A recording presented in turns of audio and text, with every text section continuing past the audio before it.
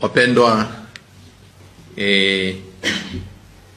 familia ya Mungu mlioko Tanzania, sisi kama Secretariat ya Baraza la Maaskofu Katoliki Tanzania tunapenda kuwapa ujumbe unaogusa umma mzima kutokana na waraka feki au waraka usio sahihi uliosambazwa kwenye mitandao ya kijamii kuanzia jana tarehe 12 mwezi wa 10 mwaka 2025.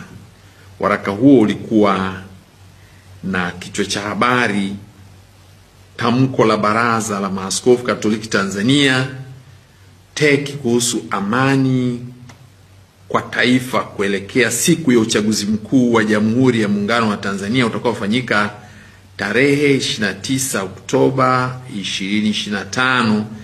Wakaweka kwenye mabano sauti ya watu, sauti ya Mungu. Tunapenda kukanusha waraka huu kwa kusema kwamba maaskofu wetu hawakutoa, maaskofu wa Baraza la Maaskofu Katoliki Tanzania hawakutoa waraka huu kwa waumini na kwa Watanzania wote kwa ujumla. Baraza la Maaskofu Katoliki Tanzania halihusiki na hayo maudhui yaliyomo kwenye andiko hilo ambalo lina hicho kichwa cha habari: tamko la Baraza la Maaskofu Katoliki Tanzania TEC kuhusu amani kwa taifa kuelekea siku ya uchaguzi mkuu wa Jamhuri ya Muungano wa Tanzania utakaofanyika tarehe 29 Oktoba 25. Hii ni tabia mbaya ya kutumia taasisi ya maaskofu na hata kutumia sahihi ya askofu rais wa Baraza la Maaskofu Katoliki Tanzania kupitisha ujumbe ambao haujatokana na baraza.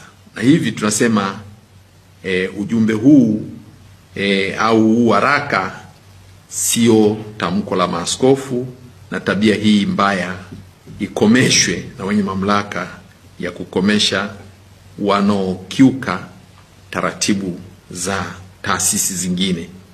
Tunawataka wenye tabia hiyo wao wenyewe pia, kwa sababu ni binadamu wenye utashi, waache tabia hiyo mbaya, kwa sababu wamefanya jambo hili kwa makusudi.